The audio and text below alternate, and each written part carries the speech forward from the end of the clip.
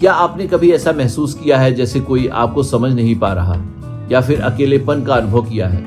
भले ही आप लोगों से घिरे हो, सोचिए अगर एक बच्चों की किताब आपको अपनी भावनाओं को बेहतर ढंग से समझने और संभालने में मदद करे तो कैसा रहेगा। यकीनन ये जर्नी बहुत अच्छी होगी।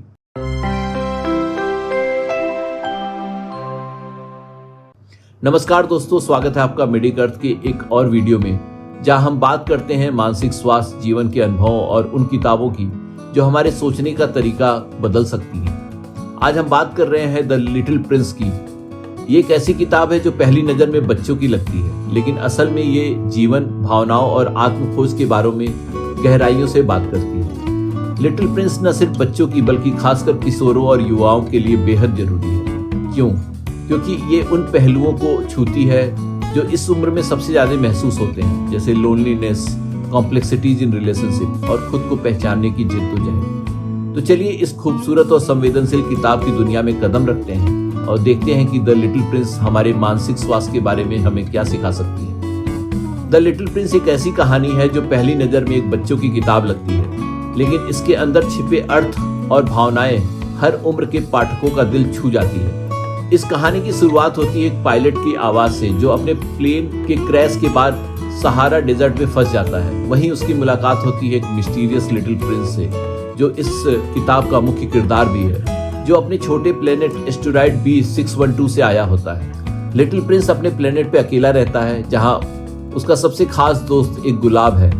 ये गुलाब सुंदर है, प्यारा है, लेकिन अपनी डिमांडिंग और डेलिकेट नेचर के कारण प्रिंस को कई बार परेशान भी करता है। इस जटिल रिश्ते और अकेलेपन से ऊबकर प्रिंस अपनी दुनिया छोड़कर ब्रह्मांड की यात्रा पे निकल जाता है।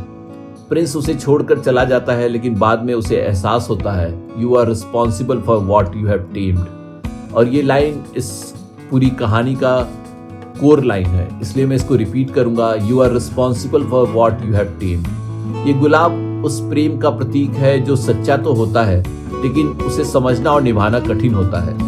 वो हमें यह भी सिखाता है कि सच्चे रिश्ते सेक्रीफाइसेस और अंडरस्टैंडिंग डिमांड करते हैं। राजकुमार अलग अलग प्लैनेट्स पे पहुंचता है, जहां वो कई विचित्र और प्रतीकात्मक पात्रों से मिलता है। इसमें से एक राजा है जो खुद को संपूर्ण सत्ताधारी समझता है और सब पर राज करना चाहता है। पर यहाँ एक ट्विस्ट है, क्योंकि उस प्लैनेट पे वो अकेला रहता है और वो चाहता है लोग उसकी हर कमांड को माने, लेकिन उसकी आज्ञाएं व्यर्थ होती हैं क्योंकि वो अकेला होता है। कहानी का ये भाग निरर्थक सत्ता, कंट्रोल, नियंत्रण, लालसा पे व्यंग है। राजकुमार समझता है कि सच्चा नेतृत्व आदेश देने से नहीं, समझदारी और संवेदनशीलता से आता है। फिर एक व्यस्त बिजनेसमैन है जो स्टार्स गिनता है और दावा करता है कि वे उसके हैं, क्योंकि उससे पहले उसने उनके बारे में वो यही सोचता था कि सारे स्टार, सारी चीजें वो खुद उसकी बिलोंगिंग है। ये पात्र समाज के मटीरियलिज्म और एब्सर्डिटी ऑफ ओनरशिप के ऊपर व्यंग है, क्योंकि हम चाहते हैं हर चीज हमारी हो जाए, लेकिन ऐसा वास्तविक रूप में नहीं है। तो प्रिंस ने अपना ओपिनियन इस तरह से प्रस्तुत किया है कि the prince challenges the businessman's logic, pointing out that he does not have anything with the stars, he does not appreciate their beauty, care for them और interact with them in any meaningful way. It reflects how adult often measure life in numbers, missing its essence. ये line मैं फिर से repeat करूंगा क्योंकि ये बहुत important lesson है। The prince challenges the businessman's logic, pointing out that he does nothing with the stars. He does not appreciate their beauty, care for them, or interact with them in any meaningful way. It reflects how adults often measure life in numbers, missing its essence. हम हर चीज को numbers में देखते हैं, हर चीज को हम उसकी गुणवत्ता, उसकी क्वालिटी के ऊपर देखते हैं, लेकिन हम उसे अप्रिशिएट नहीं करते हैं। तो उससे उस चीज़ की वैल्यू कम हो जाती है और हम मटीरियलिज्म की तरफ बढ़ते हैं। तो प्रिंस की अंडरस्टैंडिंग बहुत इंपॉर्टेंट है और व्यूअर्स के लिए भी बहुत इंपॉर्टेंट है कि जो मटीरियलिज्म है, एब्सर्डिटी ऑफ ओनरशिप है, वो कैसे किसी अच्छी चीज़ को बर्बाद कर सकती है। तो हमें इससे उभर के और कैसे हम चीज़ों को अप्रिशिएट कर सकें, कैसे हम चीज़ों को अपने जीवन में इंटीग्रेट कर सकें, वो इम्पॉर्टेंट है। इसके अलावा एक लैम्प फाइटर है जो अपने नियमों और आदेशों का कठोर पालन करता है और बिना सवाल किए बस उसी रूटीन में फंसा हुआ है।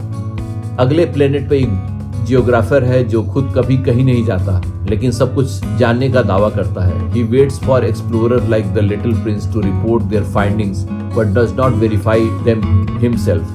ये सभी कैरेक्टर एडल्ट्स की दुनिया की उन आदतों और सोच की आलोचना करते हैं जो जिंदगी के असली अर्थ से दूर है।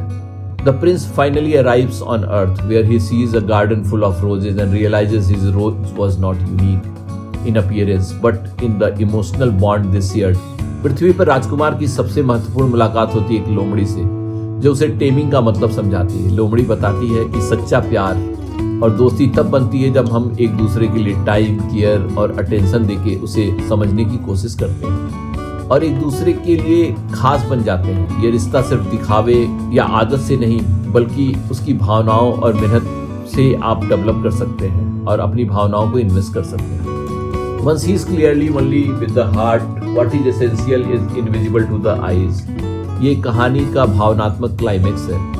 The fox teaches the prince that love is not about appearances, but about emotional investment and shared experiences. यही विचार प्रिंस के अपने गुलाब को समझने का तरीका बदल देता है। राजकुमार की यात्रा न केवल बाहरी सफर है, बल्कि आत्म खोज और जीवन के गहरे अर्थ को समझने का प्रतीक है। यह हमें सिखाती है कि मासूमियत, संवेदनशीलता और दिल से जुड़े रिश्ते ही असली खजाना है, जो जीवन को पूरी तरह से जीने का मतलब बदल देते हैं। राजकुमार की सबसे पहली और गहरी भावना जुड़ी है उसके गुलाब से। एक ऐसा गुलाब जो सुंदर है, अनोखा है और जिसे वो बेहद चाहता है, लेकिन समय के साथ वो समझता है कि गुलाब सिर्फ आकर्षण नहीं, उसमें अहंकार भी है और वो उसे तकलीफ भी देता है। यही तो होता है जब हम किसी को आदर्श के रूप में देखने लगते हैं। जैसे टीनेज में अक्सर होता है, हमें लगता है कि कोई फ्रेंड या पार्टनर परफेक्ट होगा, हमेशा समझेंगे, हमें सपोर्ट करेगा, लेकिन जब वो हमारी उम्मीदों पे खरा नहीं उतरता तो हम टूट जाते हैं। द लिटिल प्रिंस हमें सिखाता है कि लव एंड फ्रेंडशिप का मतलब ये नहीं कि सामने वाला परफेक्ट है, बल्कि ये समझना कि इम्परफेक्शंस के बावजूद हम एक दूसरे को एक्सेप्ट करते हैं। प्रिंस ने जब रोज गार्डन देखा तो उसे समझ में आया कि उसका गुलाब इसलिए खास था क्योंकि उसने उसके लिए समय और भावनाएं लगाई थी। यही भावनात्मक परिपक्वता हमें निराशा से उबरने में मदद करती है कि लोग परफेक्ट नहीं होते, लेकिन रिश्ते फिर भी कीमती होते हैं। द लिटिल प्रिंस में एडल्ट की दुनिया पर एक बेहद सटीक और व्यंग्यात्मक आलोचना की गई है। टीनेज और यंग एडल्ट लाइफ में हम सब कुछ पाना चाहते हैं, अच्छी नौकरी, पहचान, सफलता, लेकिन इस दौड़ में हम अपनी सिंप्लिसिटी, एम्पैथी और क्रिएटिविटी खोने लगते हैं। एम्बिशन जरूरी है, लेकिन अगर उसमें ह्यूमैनिटी, एम्पैथी, क्लियरिटी और क्रिटिकल थिंकिंग ना हो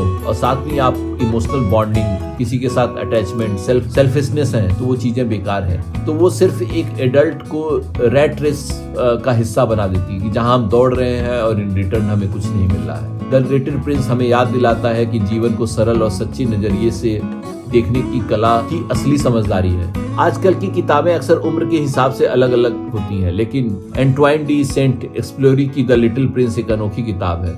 ऊपर से देखने पर तो एक बच्चों की स्टोरी लगती है, इसमें खूबसूरत ड्राइंग है, सिंपल भाषा है, लेकिन अगर आप इसे सिर्फ बच्चों की किताब समझेंगे तो आप इसकी गहराइयों को मिस कर देंगे। एडल्ट्स की दुनिया में लॉजिक और फैक्ट्स ज्यादा मायने रखते हैं, फीलिंग्स कम। प्रिंस का जाना डेथ का मेटाफर है, लेकिन इस डरावनी तरीके से नहीं दिखाया गया है। ये एक वापसी है, एक ट्रांसफॉर्मेशन है। किताब हमें सिखाती है कि क्यूरियोसिटी और वंडर हमें जिंदा रखते हैं, और बच्चों के लिए बुक इमेजिनेशन और इमोशनल इंटेलिजेंस का सागर है। टीनेजर्स के लिए एक self help and self discovery की गाइड है। बड़ों के लिए एक आईना है जो हमें लाइफ के असल क्वेश्चंस पूछने पे मजबूर करता है। लाइफ के असली मायने क्या हैं, खुद को कैसे समझें। मेरी बुक रिव्यू सीरीज में मैंने द लिटिल प्रिंस को क्यों चुना। मेरे चैनल पे ये किताब सिर्फ एक लिटरेरी चॉइस नहीं, बल्कि एक फिलोसफिकल नेसेसिटी थी। आजकल मेंटल हेल्थ को हम सिर्फ डायग्नोसिस और मेडिसिन तक सीमित कर देते हैं, लेकिन हीलिंग के लिए स्टोरीज, इमोशंस, कनेक्शंस भी जरूरी है। द लिटिल प्रिंस एक थेरेपी की तरह काम करता है। ये सेल्फ रिफ्लेक्शन, एम्पैथी और इमोशनल ट्रुथ सिखाता है। आज की डिजिटल स्ट्रेस्ड आउट जनरेशन के लिए ये किताब एक पॉज है। यह हमें याद दिलाती है कि रिलेशनशिप, सेल्फ अवेयरनेस और इमोशनल ऑनेस्टी सबसे ज्यादा मायने रखता है। मेडिकर्थ का मकसद है होलिस्टिक वेलबींग, और ये किताब उसी मिशन को सपोर्ट करती है। हमारा इनर चाइल्ड अक्सर स्ट्रेस, ट्रॉमा और प्रेशर में दब जाता है। द लिटिल प्रिंस उसे आवाज देता है। ये किताब लोनलीनेस, ग्रीफ, मीनिंगलेसनेस जैसे विषयों को इतनी खूबसूरत तरीके से बताता है कि क्लिनिकल लैंग्वेज की जरूरत ही नहीं पड़ती। द लिटिल प्रिंस सिर्फ किताब नहीं है कि इनविटेशन है देखने, महसूस करने और फिर से कनेक्ट करने का है, इसलिए मैंने इसे चुना। Not because it is popular but because it is necessary. तो दोस्तों, अगर आपको मेरा ये बुक रिव्यू पसंद आया हो तो जरूर द लिटिल प्रिंस किताब को आप खरीदें और इसे आप पढ़ें और अपने आप को उसको एक आईना मान के अपने आप को उसमें देखने की कोशिश करें। तो यकीनन आपको अपने बारे में पता लगेगा। और जो इस किताब में मटीरियलिज्म, जो एम्पैथी की बात की गई है, क्रिएटिविटी की बात की गई है और टेमिंग की बात की गई है, इन सब चीज़ों को आप देख पाएंगे कि आप कितने मटीरियलिस्टिक हैं। आप मटीरियलिज्म को छोड़ के आप इमोशनल इन्वेस्टमेंट्स और रियल कनेक्शंस के बारे में सोचें। तो यकीनन आपको ये किताब पसंद आएगी और प्लीज़ कमेंट करके बताइए कि आपको ये किताब कैसी लगी और आप ये किताब कब पढ़ने वाले हैं। Thank you very much.